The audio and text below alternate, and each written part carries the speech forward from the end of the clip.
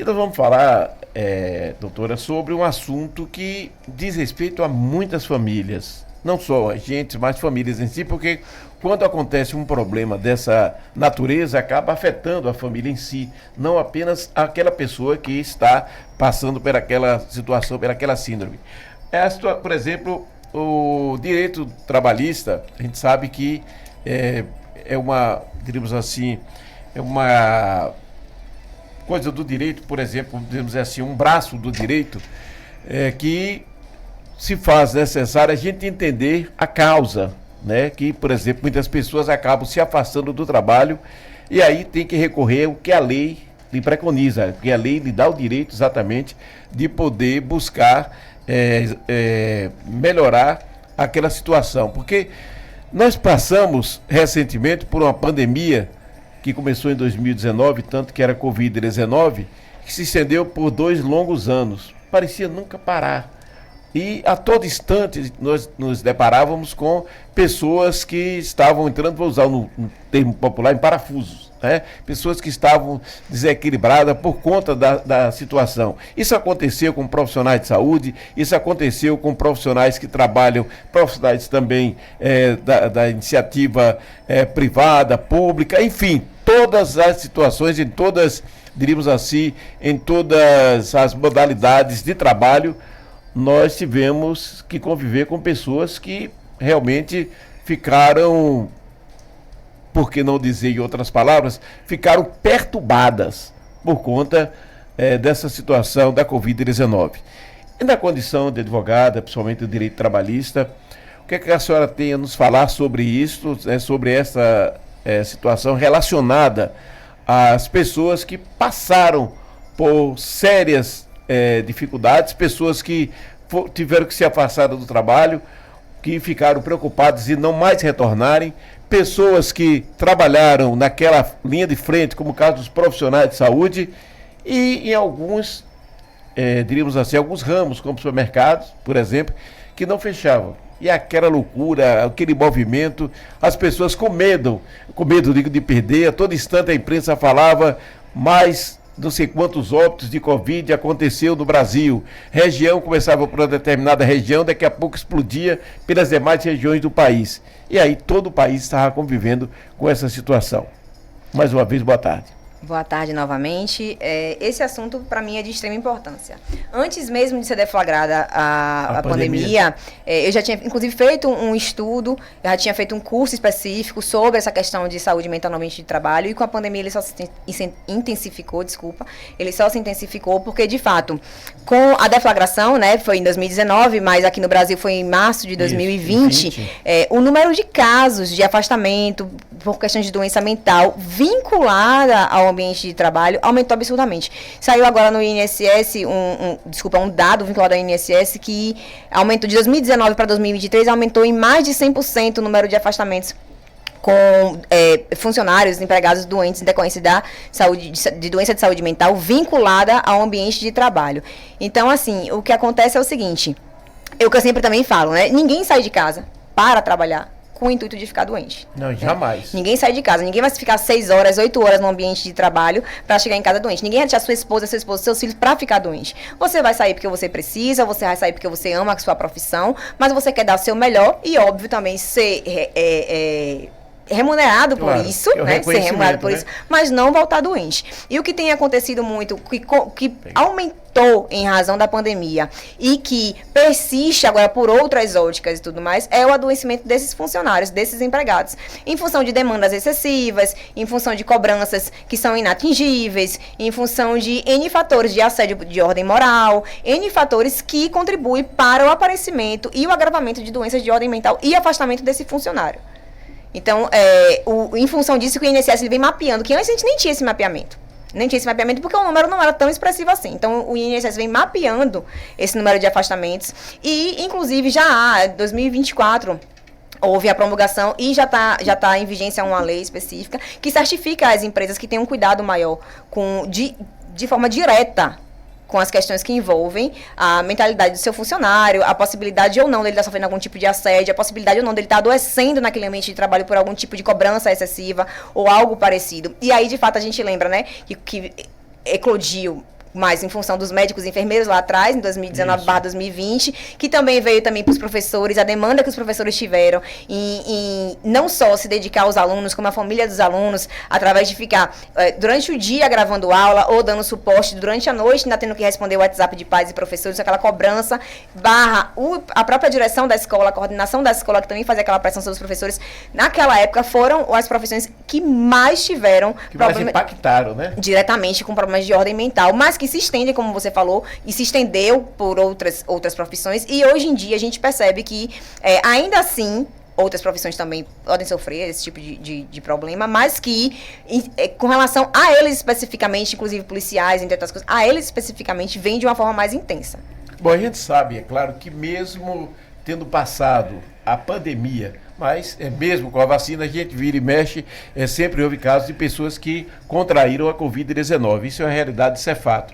Agora, é claro, passado exatamente o período mais grave, ou seja, o período mais crítico, que foi exatamente da pandemia, agora ficaram exatamente as consequências, né? Muitos profissionais, a gente sabe, inclusive, tem conhecimento até, como citamos aqui, questão do profissional médico, foram os primeiros a estarem na linha de frente.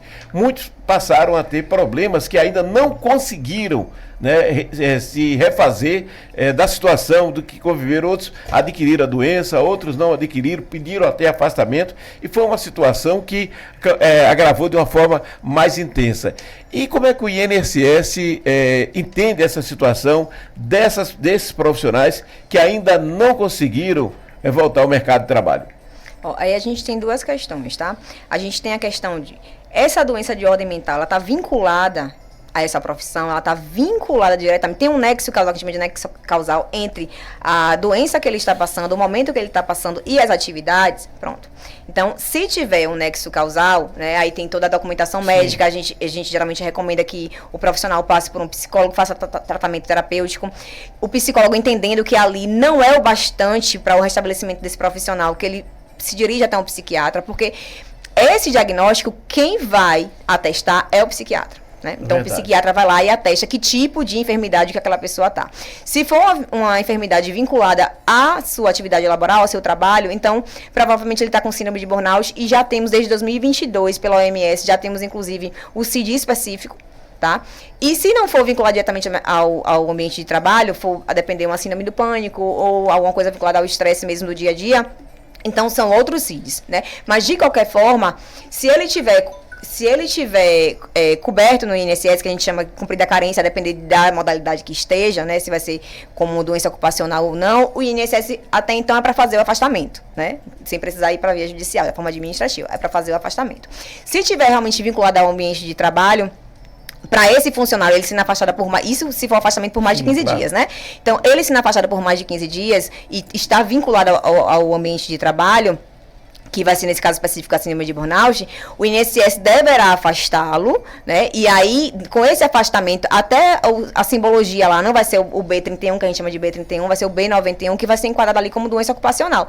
O que vai garantir, no retorno desse funcionário para a empresa, a estabilidade provisória, daqueles 12 meses e tudo mais. Então, a doença de ordem mental, ela vai ver primeiro que tem vínculo ou não tem vínculo com essa atividade laboral. Certo. Tem vínculo. Tendo vínculo, ele precisa de afastamento superior a 15 dias ou inferior a 15 dias. Como é que vai ficar esse tratamento?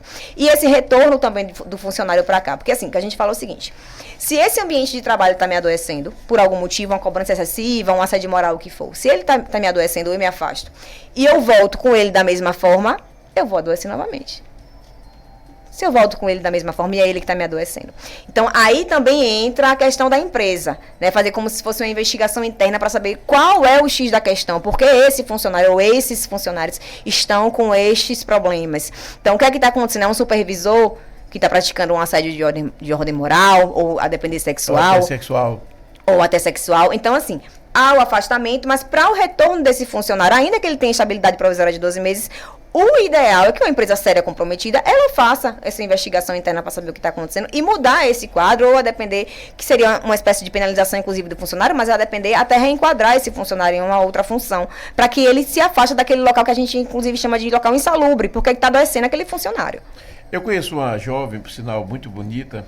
Ela diz que tem dificuldade de trabalhar em qualquer lugar é uma profissional da área de saúde e ela, quando chega para trabalhar, normalmente ela diríamos em outras palavras, ela é cortejada, né? Vamos dizer um termo até mais, diríamos assim, mais leve. Ela é cantada, como diz no popular, por chefes, por superiores. E quando não, como ela não aceita, automaticamente ela sente que ali é o fim dela daquele local de trabalho.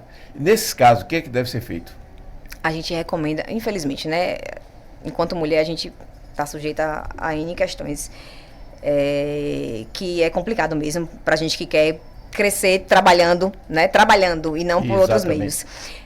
A gente recomenda que ela se cerque de provas, possíveis e impossíveis que ela possa. Por exemplo, testemunhal ou gravações, né? Se ela puder ter a possibilidade de fazer gravações de áudio ou de vídeo, atestando que aquilo está acontecendo e que, em decorrência disso, ela está tendo um prejuízo de ordem profissional ou ela está adoecendo.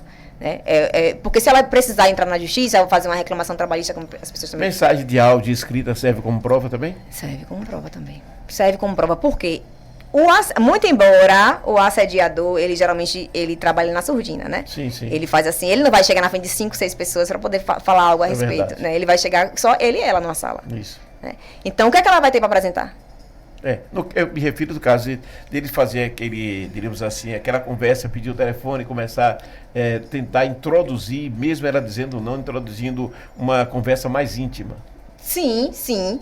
Isso aí também serve como prova. Porque normalmente também vem assim, se você ficar até mais tarde comigo, se você sair para jantar comigo hoje, amanhã eu consigo um aumento para você, eu converso com tal pessoa e ele vai trocar você de cargo. Que você tanto quer, aquilo que você precisa. Então, são coisas que normalmente ficam na surdina, né? Exato. Fica escondidinho. Então, para isso, ela vai precisar ser um pouco fria nesse caso. Claro. Abala, psicologicamente, abala. Ninguém quer passar por esse tipo de situação. Mas se tem um intuito de finalizar, que não é a primeira vez que ela passa por isso, ela tem que, pelo menos, tentar auxiliar, já que é uma coisa que acontece normalmente entre 4 paredes. Então, é tentar auxiliar de alguma forma, fazendo o quê? Pegando essas mensagens, dando print de mensagens, ou gravando áudios, ou reuniões, ou situações, porque se ela for ajuizar uma demanda na Justiça do Trabalho, por exemplo, ela vai precisar comprovar, ela não vai ter uma testemunha. Claro. Seria a palavra dela contra a do suposto, no caso ali, aquele suposto...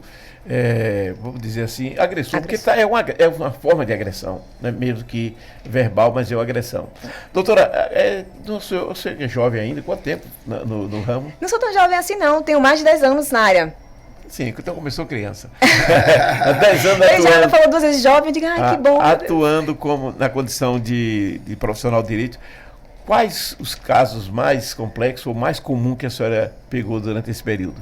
São esses casos que a gente chama de casos subjetivos. Né? Porque quando a gente fala assim, por exemplo, hora extra, né? Tem testemunha ou tem um documentozinho e tal. Quando a gente fala em verbas rescisórias, a gente vai mais para o documento. Quando a gente fala em assédio de ordem moral, sexual, são questões muito mais subjetivas em função disso. Porque normalmente está entre 4 paredes, uma sala de trabalho, numa reunião. Então, esses casos mais subjetivos, a vítima está extremamente fragilizada. Ela não quer mais tocar nesse assunto.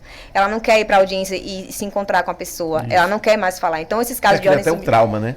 Esses casos de ordem subjetivos são os mais difíceis, porque aí a gente tem que não só atuar como profissional, mas a gente também tem que ter a sensibilidade, ou tentar, pelo menos, chegar o máximo de dor que aquela pessoa está sentindo.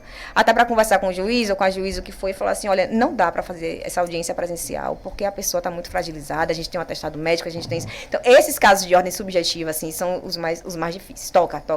Muito bem. E, no geral, na área trabalhista, a senhora atua também... É procurada também assim, por pessoas que são demitidas por justa causa ou porque acha que aquela demissão não foi justa, que busca exatamente através do direito ter aquilo que aquele seu patrão, chefe negou? Justa causa. Justa causa tem bastante também, porque as empresas normalmente elas não se cobrem, vamos dizer assim, né? A justa causa é o ápice do ápice. Né? Quem entra em determinada empresa é para não ter noção de quando é que vai sair, é para se aposentar ali, certo? Claro. Então, para que a pessoa venha a ser demitida por justa causa, ela deve ter cometido uma falta muito grave. Muito grave. Aí o que é que acontece normalmente? As empresas, o funcionário pode até falhar, porque todo mundo falha. O ser humano está aqui para isso. Então, mas as empresas não se cobrem, como a gente diz também, elas não se cobrem. Elas não pegam aquelas faltas pontuais do funcionário Não que necessariamente a lei obrigue que aconteça isso. Mas se você tem um funcionário que você chega ali e adverte ele que está acontecendo algumas coisas que você não gostaria, se você tem aquele funcionário que está faltando, enfim, que está cometendo alguns atos falhos, e você suspende ele e vai se cobrindo daquilo que o funcionário... Porque você demonstra que o funcionário realmente está faltando em alguma coisa. Se você não se cobre com relação a isso, se você chega e já vai em determinado dia e aplica a justa causa naquele funcionário, a empresa não está totalmente coberta. Sim. E porque também, muitas das vezes, o funcionário de fato não falhou gravemente. Então, isso aí, a demanda tá alta, ok, que a gente está falando sobre isso, mas isso aí, essa questão de justa causa especificamente, a gente também fala de empresas que estão desassistidas juridicamente, porque não sabem como é que funciona a questão da justa causa, e funcionários que, por muitas das vezes, nem cometeram faltas graves assim, e que, em função de um determinado coordenador, supervisor, diretor, que não gostou disso, ou que não entende que ele precisa mais ficar ali, tem outra pessoa para substituir, vai lá e aplica a justa causa. Muito bem, estamos conversando aqui com a doutora Laurieta Costa, advogada, principalmente no ramo trabalhista. E no caso de a empresa vai à justiça contra um funcionário que será citada para ir à justiça porque fez uma demissão por justa causa, o funcionário achou que houve prejuízo para ele, que não merecia aquela justa causa. Nesse caso, a empresa tem que apresentar todas as provas, por exemplo, testemunhais? Quando a gente fala em justa causa, que a gente fala em algo muito grave que aconteceu, uma infração que aconteceu ali, normalmente o que a gente chama de ônus da prova. O ônus da prova é da empresa, porque se você demitiu seu funcionário por justa causa, você está dizendo que ele cometeu alguma coisa, aí você tem que dizer que coisa foi aquela. Quer seja através de documento, que normalmente é através de documento, quer seja através de testemunhas. Mas quando a empresa também demonstra testemunhas, o funcionário também tem testemunhas para demonstrar, entendeu? Então, testemunhas não seria o mais indicado. É um tipo de prova, ok, tudo certo. No caso, como a senhora falou, inclusive, que tem muitas empresas que não se atentam para esse detalhe, vão deixando passar, o funcionário falta 3 dias, 4 dias e por aí vai, acaba gerando uma série de problemas para a empresa e chega um momento, então, que ele comete uma falta maior, automaticamente ele é desligado de forma definitiva. Aí, como a senhora bem disse antes, que muitas empresas não têm um departamento jurídico efetivo e não se acerca exatamente dessas situações, não está cercado exatamente de todas as provas. Aí, quando eu pergunto, nesse caso, a prova testemunhal seria a única, diríamos assim, que a empresa teria, então, para apresentar. Aí a senhora diz o seguinte, tem o caso também do funcionário que tem também as suas testemunhas, mas a justiça vai saber entender quem está de fato falando a verdade ou não, né? Sim, através das perguntas que vão ser feitas tanto pelo juiz quanto pelos advogados das partes, ali vai ver, não, de fato, a empresa demonstrou o motivo pelo qual a justa causa foi aplicada. Então, não, a empresa não demonstrou, porque nesse caso específico, a empresa que tem que demonstrar que falta foi essa que esse funcionário cometeu, a ponto dele ser demitido por justa causa. Aconteceu um fato, não por justa causa propriamente dito, um funcionário trabalhava em determinada empresa, questão de ética eu não direi, aí esse funcionário foi desligado da empresa e ele foi buscar os direitos dele. E ele tinha testemunha, a empresa chamou um outro funcionário e disse, olha, você vai testemunhar a favor da empresa. Ele disse, olha, eu sou uma pessoa evangélica, lá eu vou falar a verdade. E assim foi. Chegou lá, na hora que foi questionado pela juíza, ele falou a verdade. Ele disse que tudo aquilo que o funcionário que havia sido desligado da empresa estava alegando que tinha direito, que tinha trabalhado a mais, entendeu? Tinha mais tempo de empresa do que o que constava exatamente ali na carteira assinada. Ele disse, a juíza perguntou, não, realmente ele tem. Disse tudo e acabou a empresa tendo que pagar. Porque ele foi franco, ele disse, olha, eu não vou para lá mentir. Se quiserem me levar como testemunho, eu vou falar a verdade. O advogado, então, achando que ele ia defender a empresa, disse, então, nesse caso você pode falar a verdade. Mas não sabia que a verdade estava realmente a favor do reclamante. A gente fala que, na verdade, a testemunha ela é do processo, né? É porque ela vai chegar lá e vai falar a verdade, então sim, é a testemunha do processo. A empresa pode levar, ou o empregado pode levar, o ex-funcionário pode levar, pode, tá lá, a depender do rito, cada um vai levar uma quantidade que pode, ok. Mas quando chegar lá, como ela vai falar a verdade, inclusive ela vai ter lá que dizer que fala a verdade, sob pena disso, daquilo, aquilo, outro, como ela tá lá para falar a verdade, ela vira testemunha do processo. Porque a verdade dela pode ser declinada para um lado ou pode ser declinada para o outro, a depender do que foi dito, né? Então, assim, ela falando a verdade não ajudou a empresa, assim como auxiliou o funcionário nesse caso que você comentou. Exatamente. Nesse caso que você comentou. Tem caso também que se dá o contrário. Que pode ser que se dê o contrário. Mas assim, a testemunha é do processo. As perguntas que foram feitas, o juiz está lá para poder elucidar as questões e as partes vão tentar trazer um pouquinho mais para cá ou um pouquinho mais para lá. Ok, mas no geral, como ela está lá para falar a verdade, pode ser que essa verdade não necessariamente agrade quem levou.